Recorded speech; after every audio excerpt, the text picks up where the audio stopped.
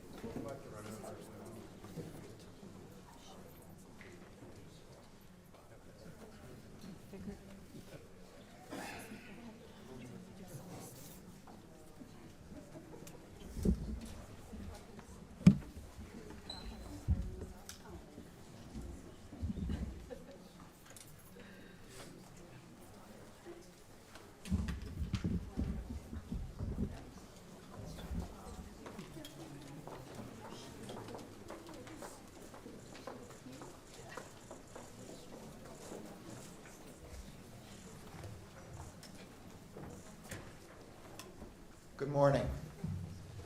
Last night I met with some of the survivors and the loved ones of the victims of the horrific mass shooting at Robb Elementary School. I came here to tell them that the United States Department of Justice has finished its critical incident review. In undertaking this review at the request of the then mayor, the Justice Department committed to using our expertise and independence to assess the law enforcement response to the shooting and to provide guidance moving forward. As I told families and survivors last night, the department's review concluded that a series of major failures in leadership, in tactics, in communications, in training, and in preparedness were made by law enforcement leaders and others responding to the mass shooting at Robb Elementary. As a result, 33 students and 3 of their teachers, many of whom had been shot, were trapped in a room with an active shooter for over an hour as law enforcement officials remained outside. I also told the families and survivors how deeply sorry I am for the losses they suffered that day and for the losses they have suffered every day since. I told them that the priority for the Justice Department in preparing this report has been to honor the memories of those who were taken from them. And I told the families gathered last night what I hope is clear among the hundreds of pages and thousands of details in this report. Their loved ones deserve better. The law enforcement response at Robb Elementary School on May 24th, 2022, and in the hours and days after, was a failure that should not have happened. We hope to honor the victims and the survivors by working together to try to prevent anything like this from ever happening again, here or anywhere. I'm now going to turn to the key observations and recommendations of the report.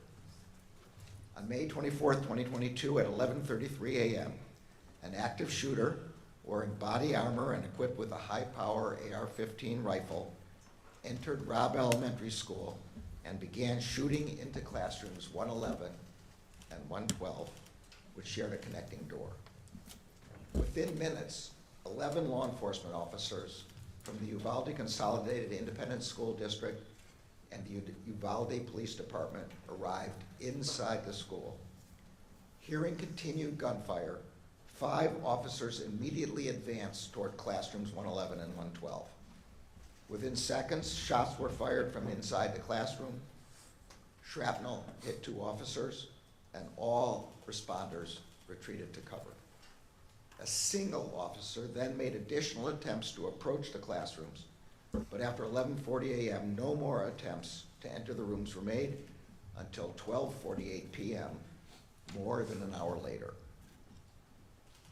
As a consequence of failed leadership, training, and policies, injured and scared students and teachers remained trapped with the subject in the classrooms, waiting to be rescued. Survivors later shared that they heard officers gathered outside the classrooms while they waited. The victims trapped in classroom 111 and 112 were waiting to be rescued at 11:44 a.m., approximately 10 minutes after officers first arrived, when the subject fired another shot inside the classrooms. They were still waiting at 11:56 a.m. when an officer on the scene told law enforcement leaders that his wife, a teacher, was inside room 111 and 112 and had been shot. They were still waiting as broadcasts went out on officer radios that a student trapped inside rooms 111 and had called 911 at 12:10 p.m. to say that that the student was in a room full of victims. That student stayed on the phone with 911 for 16 minutes. The victims were still waiting to be rescued when the subject fired 4 more shots inside the classrooms at 12:21 p.m., 49 minutes after officers arrived on the scene. And they were still waiting for another 27 minutes after that until finally officers entered the classroom and killed the subject. As the victims were trapped and waiting for help, many of their families were waiting outside the school, growing increasingly concerned about why law enforcement had not taken action to rescue their loved ones. Law enforcement officers from different agencies who had self-deployed to the scene in overwhelming numbers were themselves waiting for leadership decisions about how to proceed. Many officers reported that they did not know who, if anyone, was in charge, what they should do, or the status of the incident. Some officers were confused about why there was no attempt to confront the active shooter and rescue the children. Some officers believed the subject had already been killed, or that law enforcement was in the room with the shooter. 75 minutes after the first officers arrived on scene, officers finally entered room 111. The subject engaged the entry team with gunfire, and the officers responded with fire. 77 minutes after the first officers arrived on the scene, and after 45 rounds had been fired by the active shooter, the shooter was killed.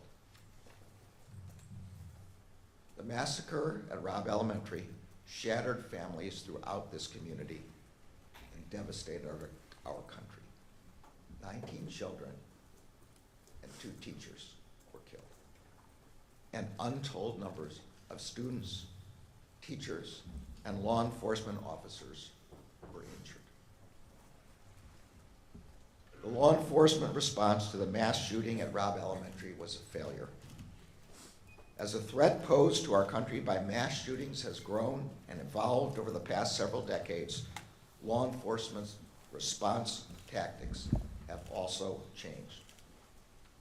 The massacre at Columbine High School 25 years ago, and the 47 minutes it took for law enforcement to enter that high school, marked a major shift in how law enforcement leaders think about responding to mass shootings.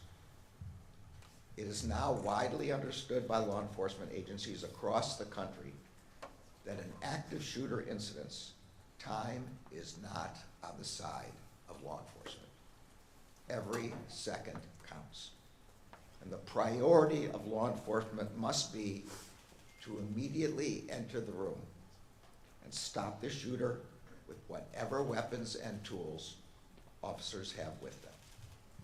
That is the approach responding officers first employed when they arrived at Robb Elementary School.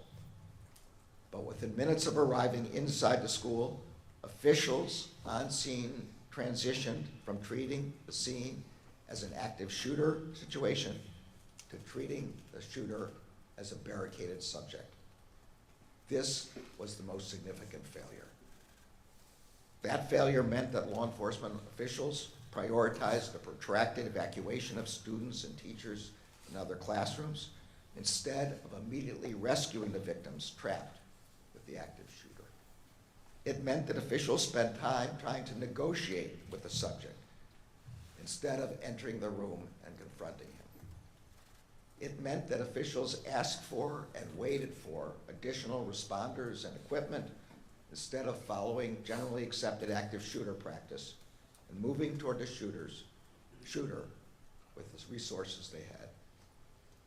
It meant waiting for a set of keys to open the classroom door, which the report concludes was likely unlocked anyway. And it meant that the victims remained trapped with the shooter for more than an hour after the first officers arrived on scene. There were also other failures in leadership, command, and coordination. None of the law enforcement leaders at the scene established an incident command structure to provide timely direction, control, and coordination among the enormous number of responders who arrived on scene. This lack of a command structure, exacerbated by communication difficulties, contributed to confusion among responders about who was in charge and how they could help. These failures may also have been influenced by policy and training deficiencies at responding law enforcement agencies. Some lacked any active shooter training at all.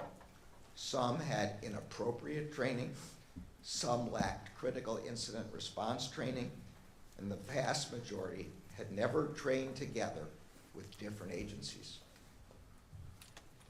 As Associate Attorney General Benita Gupta will discuss in further detail, the chaos and confusion that defined the law enforcement response while the shooter remained a threat also defined the aftermath of the shooting.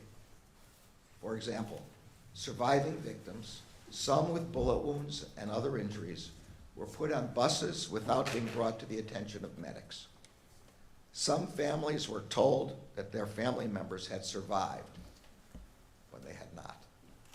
And victims, families, and community members struggled to receive timely and accurate information about what had occurred at Robb Elementary.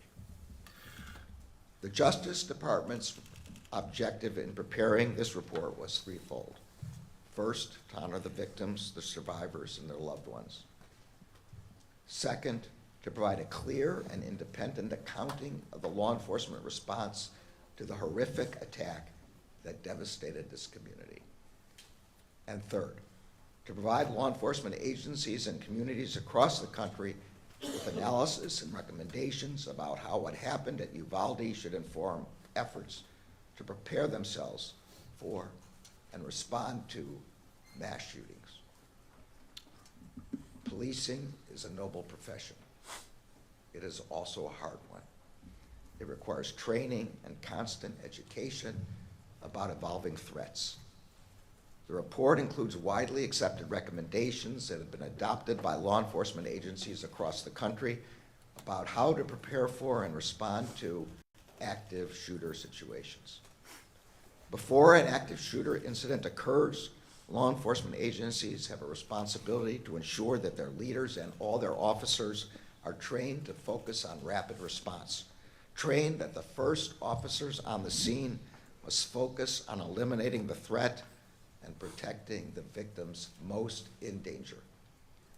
Law enforcement officers responding to an active shooter must be prepared to take charge, to establish a unified command, and to facilitate communications, operational coordination, and allocation and delivery of resources. They must continually assess and adjust as the incident evolves.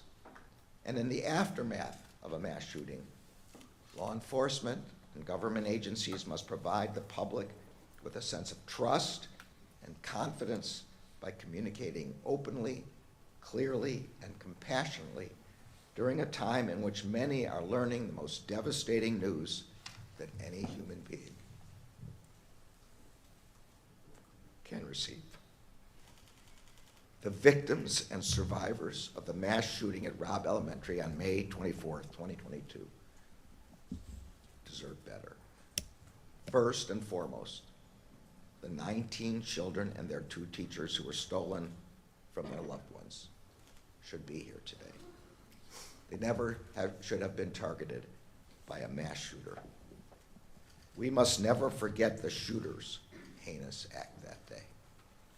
And the victims and survivors should never have been trapped with that shooter for more than an hour as they waited for their rescue. The families of the victims and survivors deserve more than incomplete, inaccurate, and conflicting communications about the status of their loved ones. This community deserved more than misinformation from officials during and after the attack. Responding officers here in Uvalde, who also lost loved ones and who still bear the emotional scars of that day, deserve the kind of leadership and training that would have prepared them to do the work that was required. Our children deserve better than to grow up in a country where an 18-year-old has easy access to a weapon that belongs on the battlefield, not in a classroom. And communities across the country and the law enforcement officers who protect them deserve better than to be forced to respond to one horrific mass shooting after another. But that is the terrible reality that we face. And so it is a reality that every law enforcement agency in every community across the country must be prepared for. No community and no law enforcement agency should have to face that threat alone. That is why we came to Uvalde, and that is why we are releasing this report. The Justice Department remains committed to working in partnership with communities across the country and with the law enforcement agencies working to protect those communities every day. In particular, we stand ready to help communities and agencies prepared to respond to a terrible incident like the one that occurred here. We have concluded the department's review, but we know that the work of healing here in Uvalde is only beginning. We are humbled and grateful to stand with this community as you remember and honor your loved ones. I will now turn the podium over to Associate Attorney General Vanita Gupta. Her leadership has been key to the department's efforts to conduct an independent, fair, and comprehensive review of the horrific mass shooting of May 24th and its aftermath. I am also grateful to the entire Critical Incident Review Team and to the department's COPS office under the leadership of Hugh Clements for their tireless work. Vanita.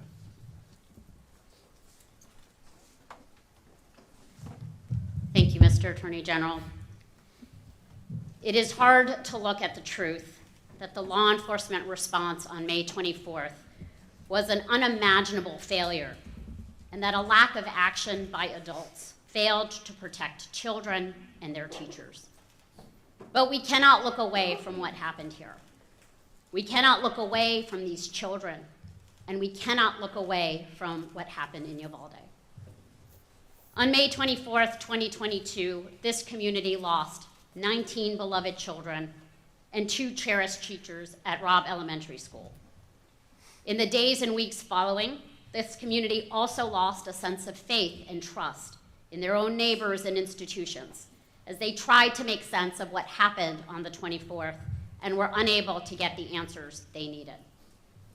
During that time, the then mayor of Uvalde called me to ask the Justice Department to conduct an independent review of what had happened and what went wrong on May 24th and in the days that followed. shortly after the Justice Department began its review.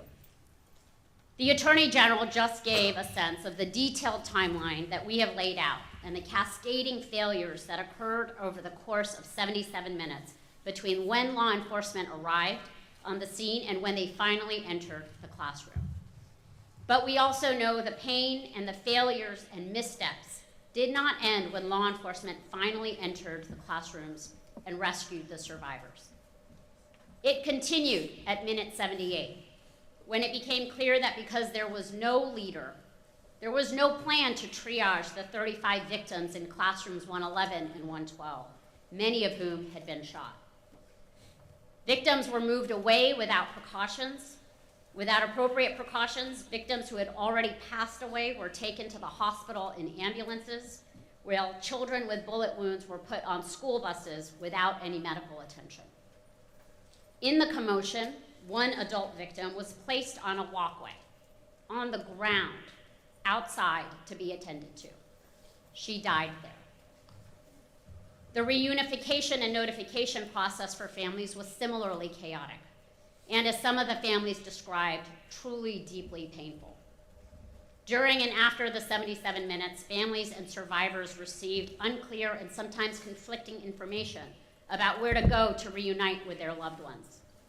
Many family members waited at the school for hours without status updates, not knowing where their children were, if they were safe or hurt, or even alive. Families searching desperately for their loved ones were sent to different places all across town: the high school, the civic center, the hospital. Some of these details are gut-wrenching. Families hearing about the need for autopsy results as the first indications that their loved ones may not have survived. At one point, hours after the shooting, an official incorrectly told families waiting for their children at the civic center that an additional bus of survivors was coming. It did not. Inaccurate and inconsistent public communications, including social media posts and press conferences, only made things worse. At 12:06 p.m., law enforcement posted on Facebook, reassuring parents that, quote, students and staff are safe in the buildings, close quote. That false reassurance was never corrected. An hour later, law enforcement inaccurately posted on social media that the shooter was in custody.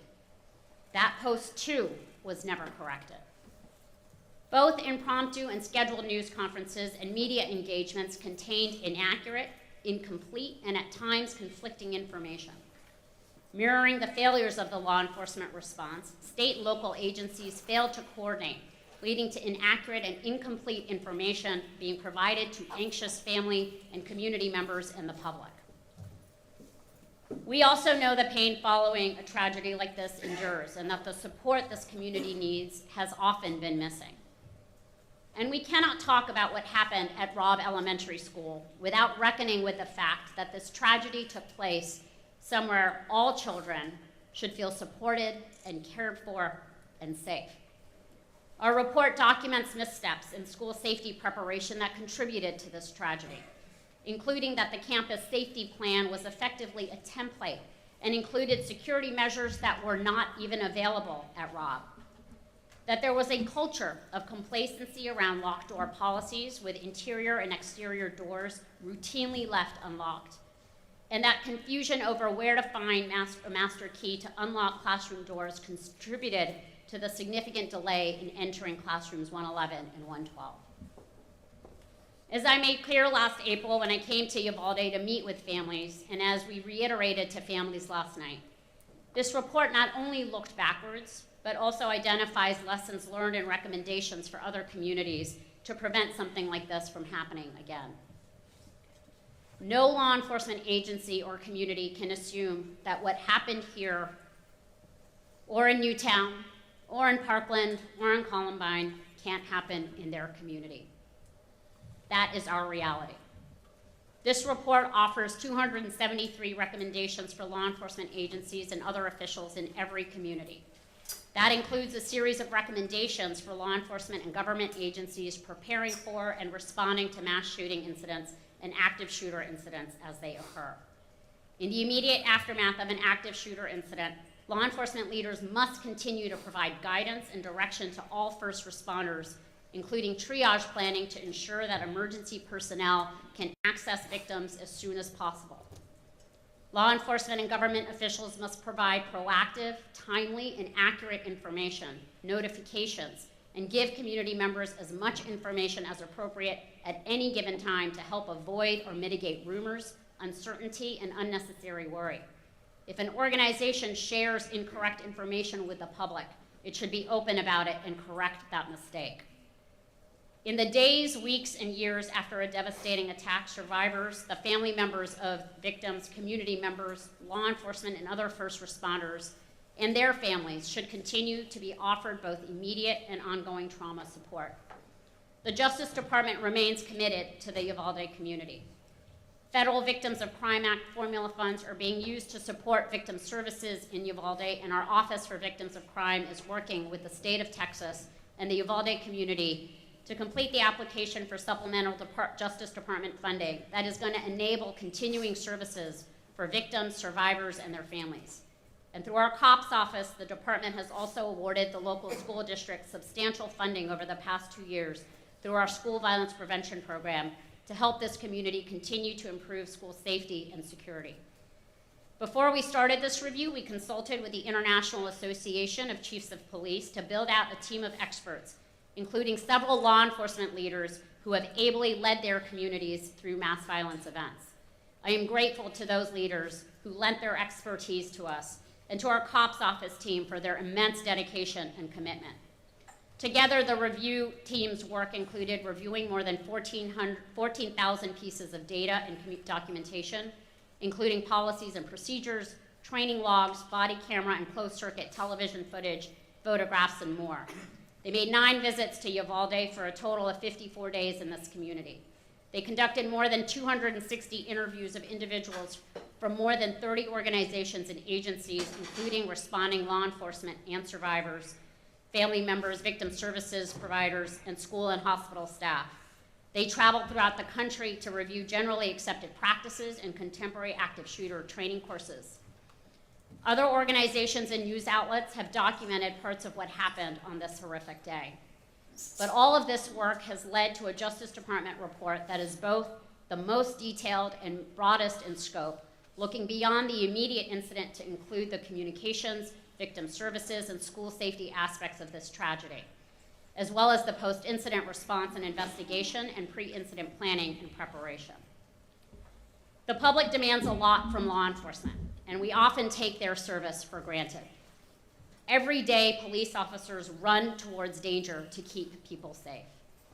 In Uvalde on May 24th, 2022, that did not happen until far too late. Uvalde is a community that is healing, and getting clear on the facts is part of healing. So too are the beautiful, powerful murals all over the city, commemorating each child and teacher killed on May 24th. And so too is enacting change in policies and practices to help make sure these failures do not happen again. While it took time for the Justice Department to examine the facts and put this report together, our commitment to the Uvalde community does not end here. Through available funding, resources, victim services, technical assistance, and training, we will support Uvalde and communities across the country in their efforts to prevent and address violence. Just as we have looked back, we will look forward. We are committed to honoring the memories of the lives that were lost here by working to build a future where all of our children, their loved ones, and their teachers can feel cared for, supported, and protected. I will now pass this to Hugh Clements, the director of our COPS office. Good morning, and thank you, Mr. Attorney General and Associate Gupta. I know that nothing can take away the pain suffered by the families, the survivors, and the entire Uvalde community. But I do know that the team at the COPS office has been driven to provide an authoritative accounting of everything that transpired at Robb Elementary on May 24th, as well as the events leading up to it and an examination of what happened afterward. As someone with 38 years of law enforcement experience, and 12 of those as chief of the Providence Police Department, I know the importance of having the right policies in place, the right training, and the right partnerships, especially law enforcement partnerships with schools, communities, and other agencies and first responders. This report stresses the importance of those working relationships and how invaluable they are, especially when there's a critical incident. Of course, no one ever thinks something like this is going to happen in their community until it does, which is why the recommendations we provide in this report are so critically important. Unfortunately, the review of the mass shooting at Robb Elementary School is not the first critical incident review that the COPS office has conducted. But having done this before, we know the value of the information provided. Other critical incidents reviews that the COPS office has authored in the past include the reports on the terrorist shooting in San Bernardino, California, and the Pulse nightclub in Orlando, Florida. We heard from the agencies involved how valuable these reports were, and we know from talking to agencies across the country how they have incorporated the recommendations shared into their own planning. We have seen how vitally important preparation is, how important it is to have the right policies and procedures in place, how incredibly important training is, and how critical it is that agencies train together. Reviews such as this can be tremendously helpful and important to both law enforcement agencies and the communities they serve, as they work together to see how they can improve policies, procedures, systems, and most importantly, relationships.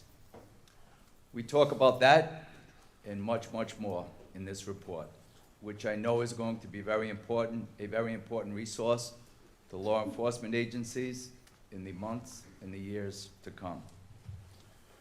You will see in this report that the team has worked diligently in carrying out a number of critical steps, including developing a complete incident reconstruction, reviewing thousands of relevant documents, conducting site visits, and interviewing a wide variety of stakeholders. As I said, we know that nothing can take away the pain that this community has endured.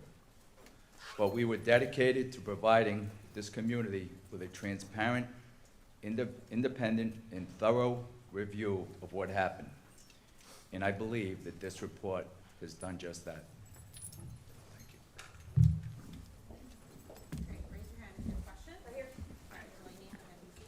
Thanks. Mr. Attorney General, you just described how the document found failures by law enforcement.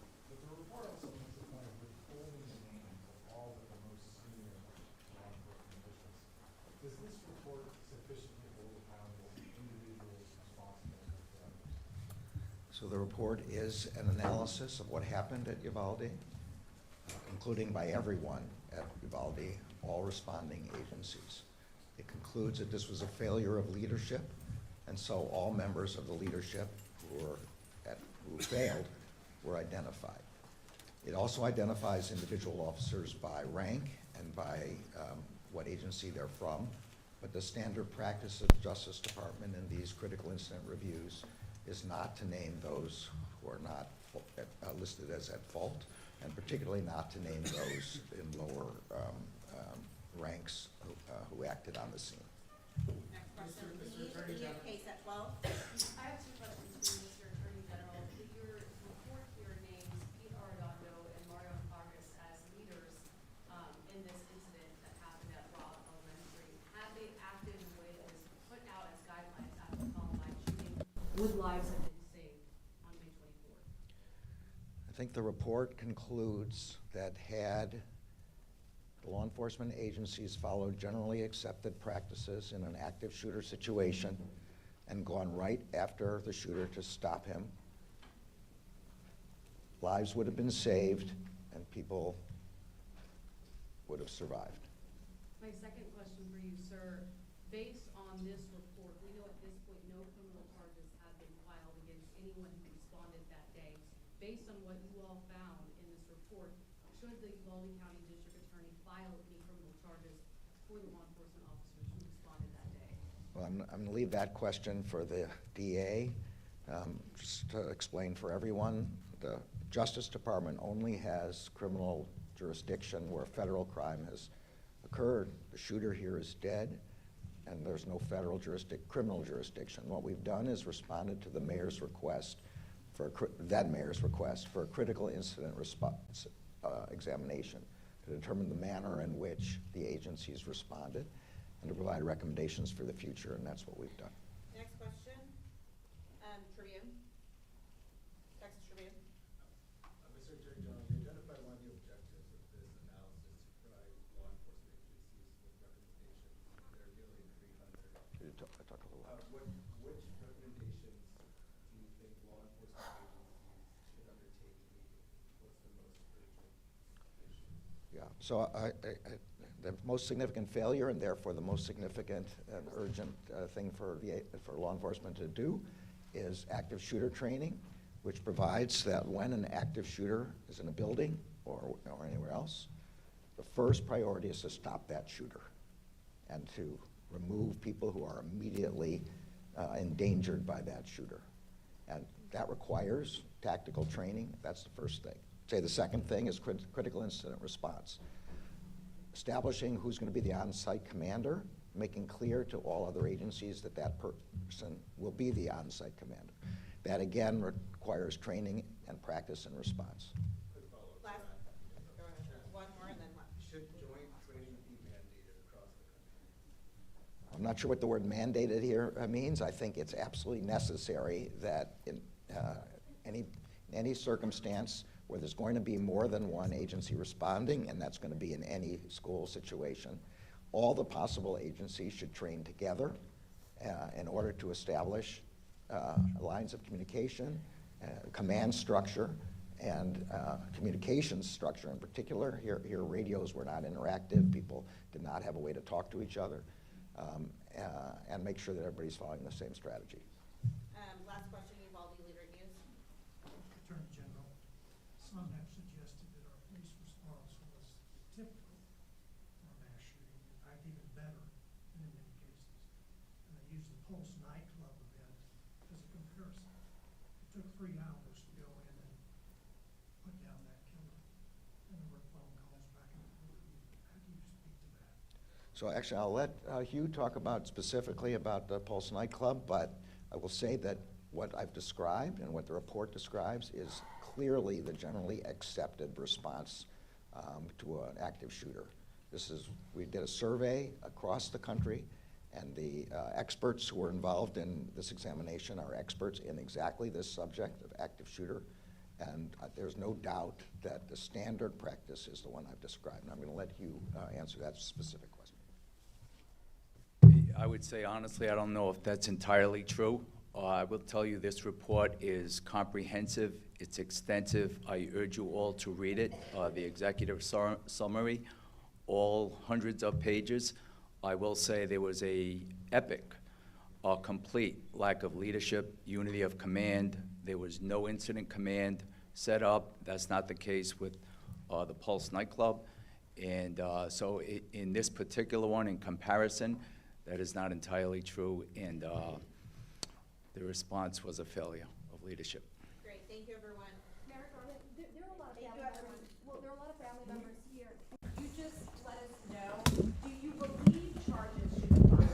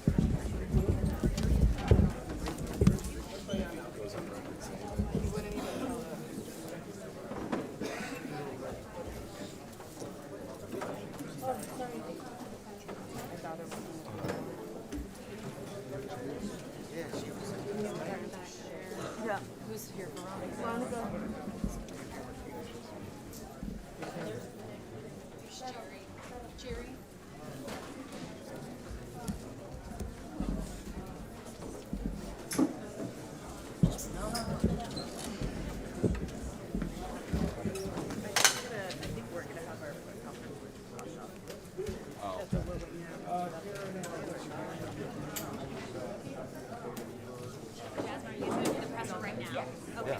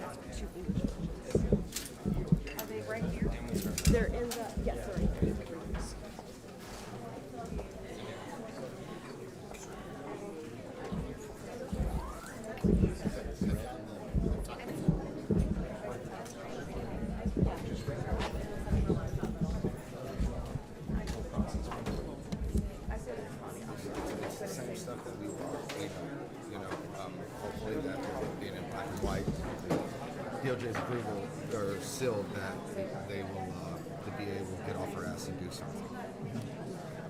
Thanks.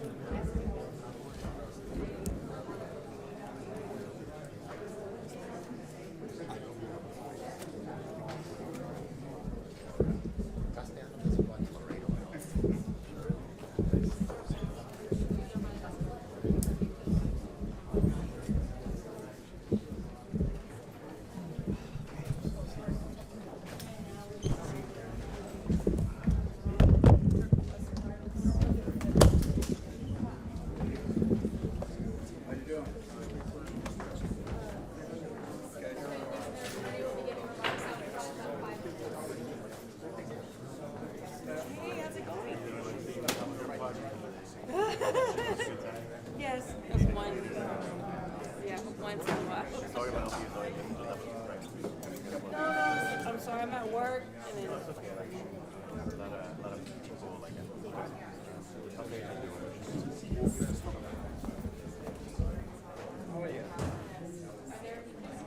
Scared me.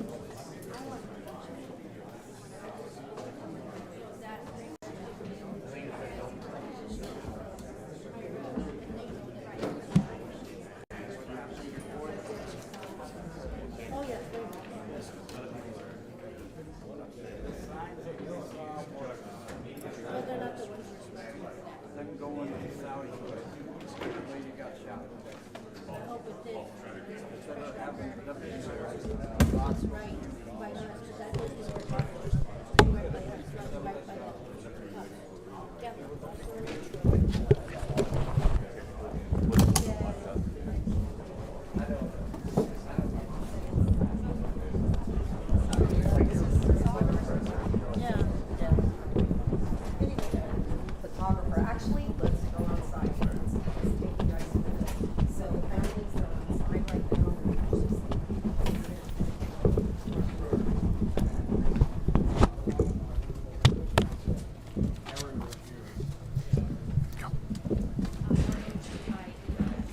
And so Aaron and I, we've been asked by 17 families, 16 of whom have lost children, to investigate and evaluate potential legal action. And in a moment, we'll turn to the families and they'll tell you what their response is to what they've learned and what they're still learning. Understand that the report has not been made available but for about an hour or two, and it is voluminous, as you've heard. So most of our reaction is really based on what we heard from the Attorney General and his team last night. And so I want to talk about three things. The first thing I want to say is that the families appreciate the Attorney General's commitment to seeing this investigation through.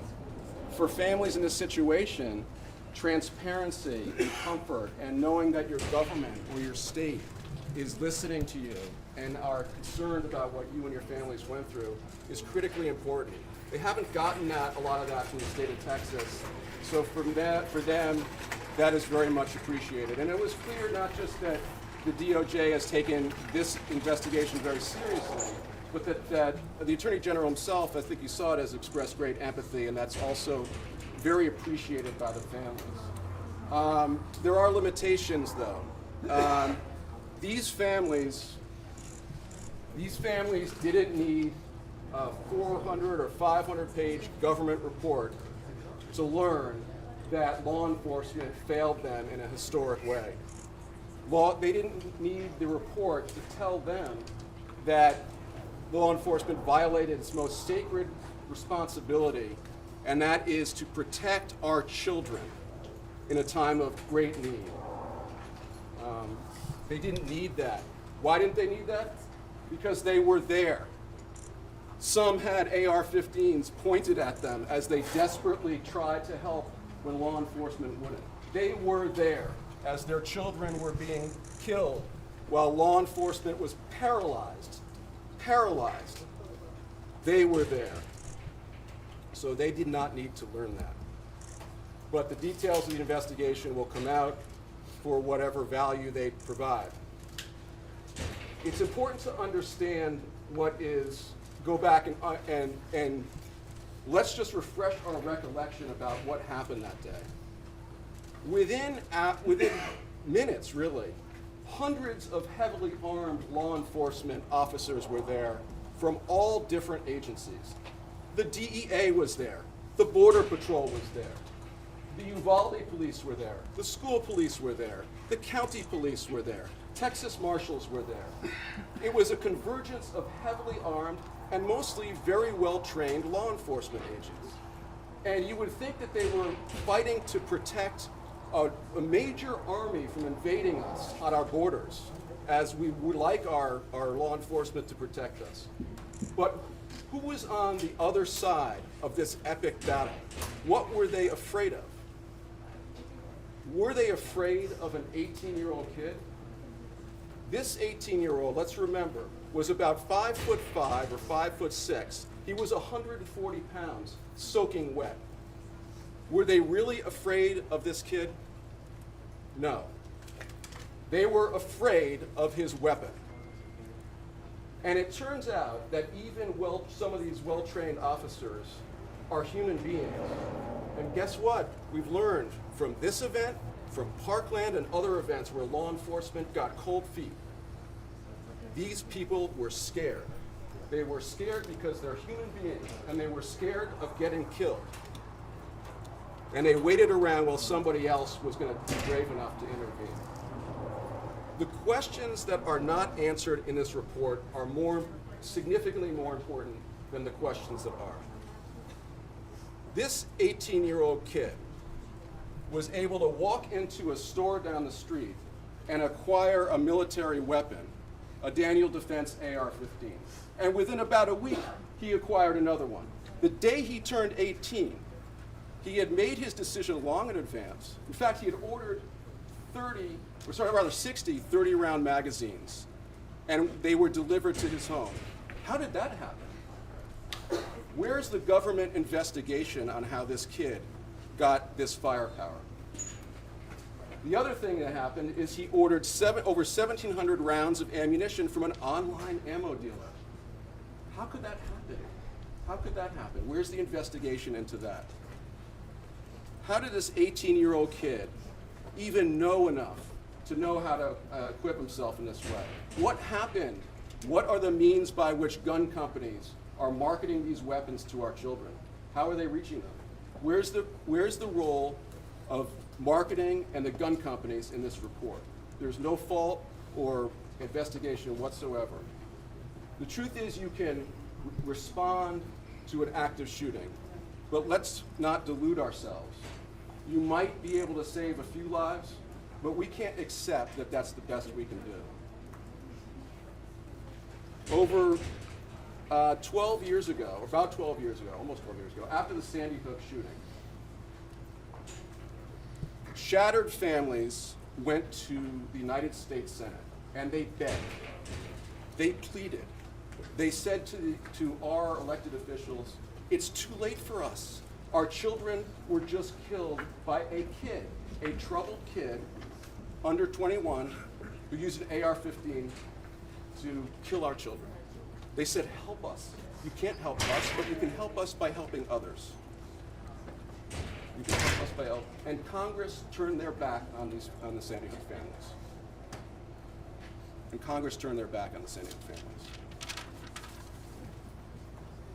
And because of that, and by the way, the Sandy Hook families weren't the only families to plead, to beg, to say, let's protect our children. There were other families. Every mass shooting that occurs, almost, there are families pleading with the government to do something. Parkland families said the same thing. They said, okay, how about now? How about now? Let's limit the access to these weapons to children, to kids 18, 19, 20 years old. And Congress thumbed their nose at the Parkland families. And the Attorney General's here. He's done nobody can fault the Attorney General for his commitment to this, for his concern for these families. It's very moving. And his entire office, and I applaud them in this effort. But the Attorney General wouldn't be here. None of his team would be here. I wouldn't be standing here. Most importantly, these wonderful families wouldn't be here, standing here pleading, talking about what happened that day. You wouldn't be here. But if Congress had just listened, instead of just listened to the Sandy Hook families, if they had just listened to Parkland, you know who would be here?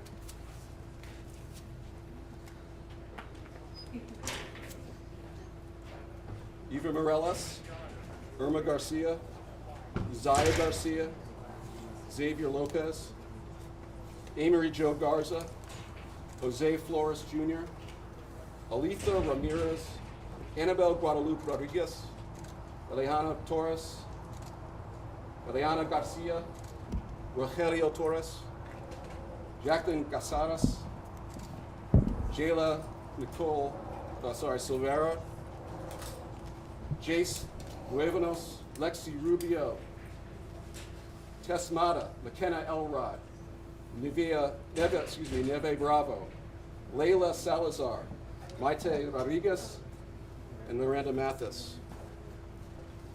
Think about that. This shooting doesn't happen if our government had just listened to these families, or and not just our government, but if the state of Texas had just even done the paltry thing of making it, even raising the age to 21, they would all be alive. And isn't that such a small price to pay? Yeah. We're going to turn it over now. Sorry? Yeah. We're going to turn it over now to our wonderful families who would like to speak and express themselves. And I'll introduce Kimberly Rubio. Folks, a few families will speak, and then we'll do questions at the end. Okay.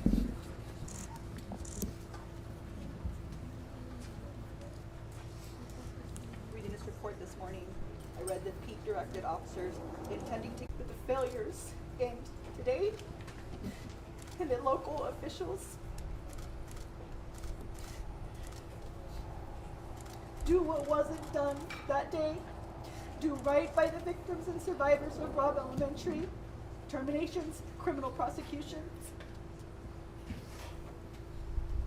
And our state and federal government enact sensible gun laws, because Robb Elementary began the day an 18-year-old wasn't allowed to purchase an AR-15.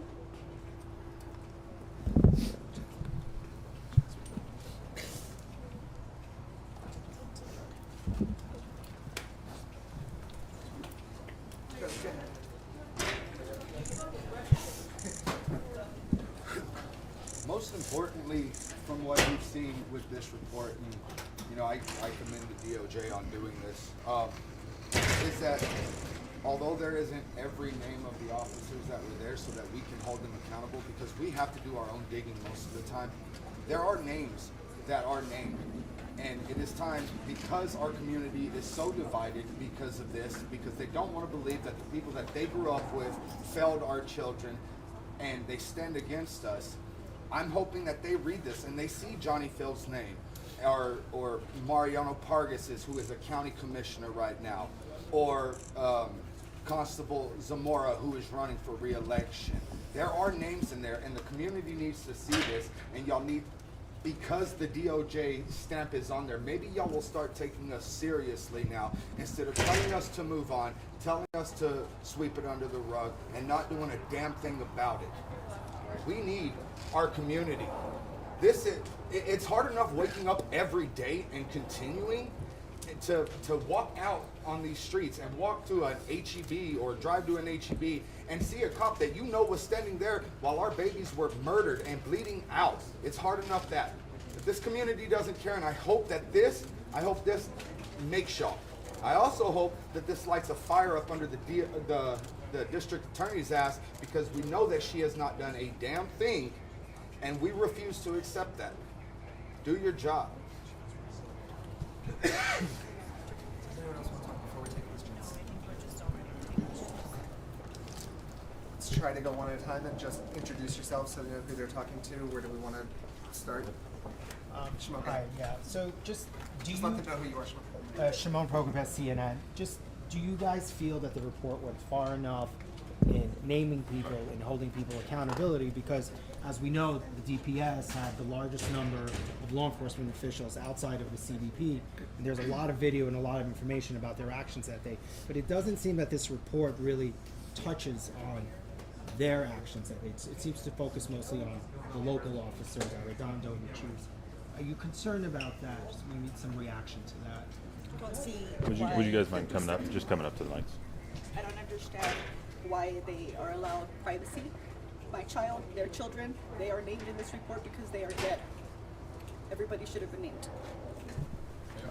Do you feel, Kim, if I can follow up, that somehow maybe DPS is off the hook on this when you look at this report? Or any of you want to just I mean, it's kind of hard to answer the question because we've only been given an hour and a half to kind of just look through the report. So we don't even know if they are mentioned in there or not. We would hope that they are because they were there, so we hope that they would be accountable for their actions as well. Ronnie, following up on that, Monica Madden, KXAN and Next Star. I know that you said you're still sifting through the report and everything, but were you hoping that the Attorney General would have addressed a lot of more of the aftermath, the delays in the DA's investigation, DPS's investigation into its officers' actions and accountability? Were you hoping that he would address more of that publicly? I mean, of course we would have. We're grateful that we got what we have right now because it's probably the most updated information that any of us have gotten since May 24th. So we're very appreciative of what he's done right now. But yeah, we would have liked to have more information. The other BBC Radio, did you learn anything new from what you've seen in this report? Is there anything that you didn't know before? We knew as families, just kind of talking amongst each other, we knew the failures that had happened. We just kind of, it makes more clarity now because it's written and now it's set in stone, and what we thought is true. So I did learn something. you did. I didn't realize that the scene was compromised. What? The scene was compromised, so that there was people that shouldn't have been there that were entering the classroom. That's mentioned in the report. And how did that make you feel to learn that? And I want to continue reading more when we're done here. Do a couple more and then we'll go read. two quick ones. News 4, WAI, KBB in San Antonio. In all of your guys' mind, is there any question left that the DA should have all that she needs, all that she is required to have for her investigation to be able to pursue criminal charges now at this point?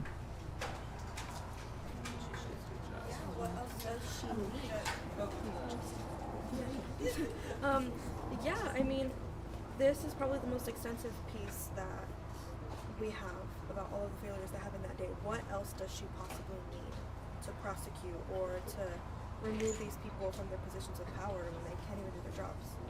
Yami Virgen, KBB, WOAI. How safe are the children of Uvalde right now? I think the point of this is that none of us are safe. That's what Josh just mentioned. None of us are safe because these weapons are on the streets. Let's go right down here, right? Sorry. Guys, Amanda Anderson from the Sport Fox San Antonio. I've talked to so many of you over the past year. A lot of you recently have expressed concerns about the 2-year mark, meaning that the statute of limitations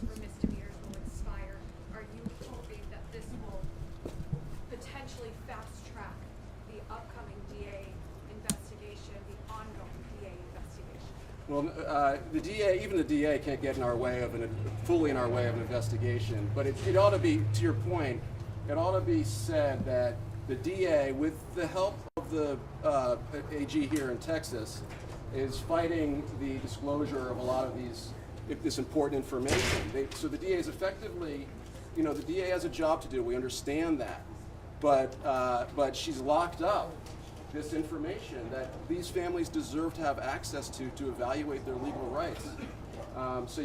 There's no reason why she can't do her job, so that we can do ours, and so that these families get the information they deserve to make the decisions they have to make. Assuming she's still giving you no timeline updates whatsoever. I mean, I think at this point, it's not a good bet to bet on the DA's timelines. Over here, Sergio Martinez Beltran with FDR's Texas Newsroom.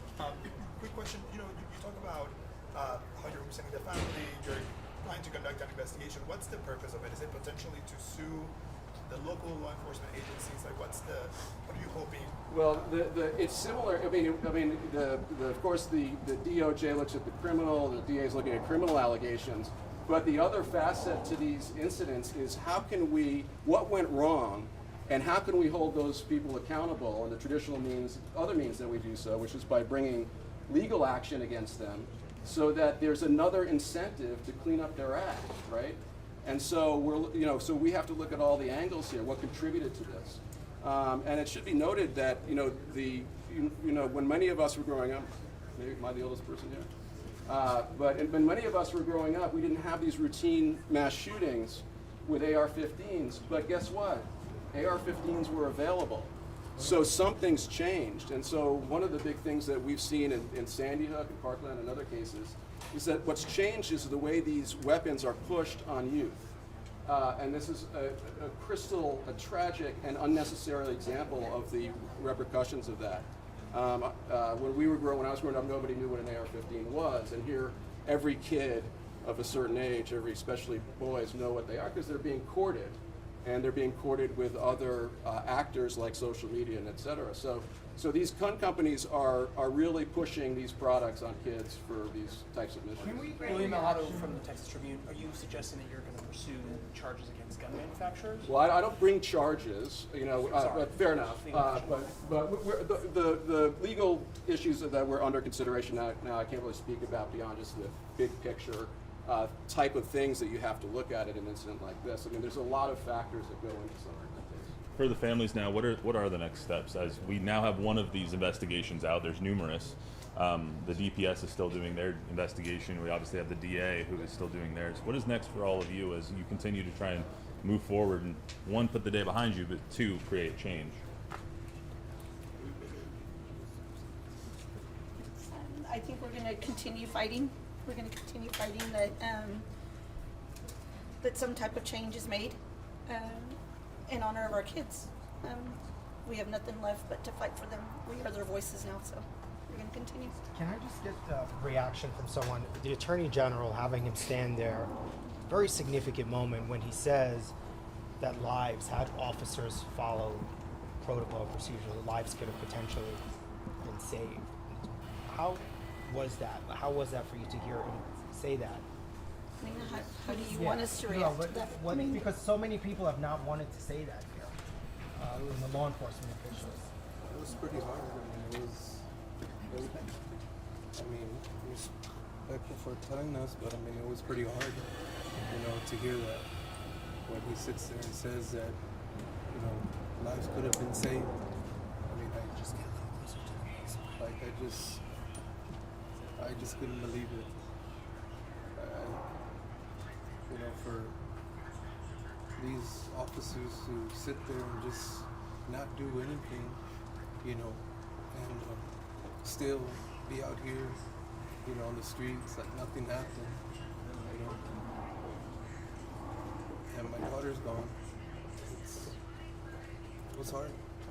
It was hard. I think we're going to leave it there, folks, and let the family still reopen. Thanks, everybody.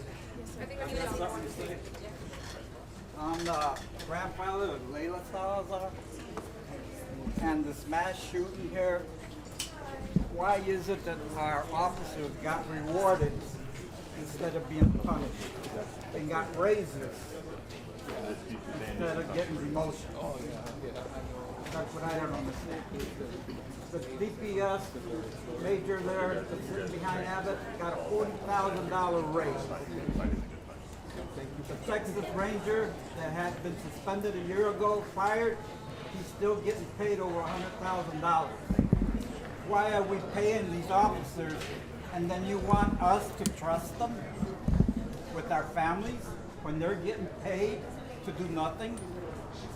We lost 19 children and 2 parents and another husband that died right after.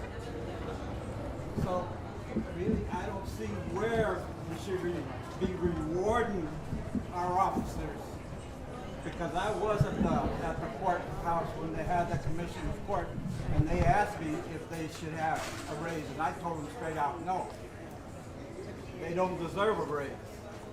If you cannot serve and protect the people, these were children. All they wanted to do was play. There's no reason this should have happened. They should have did. They ignored the training that was supposed to be since Columbine, and they ignored it. There's too many failures in this situation that happened here in the South, and for them to be getting rewarded for it, I do not agree. What's your name and last name? My name is Vincent Salazar. I'm the grandfather of Layla Salazar. Thank you, Vincent. I'm sorry. Where's yours? This is not yours, right? Blade, this is yours, right?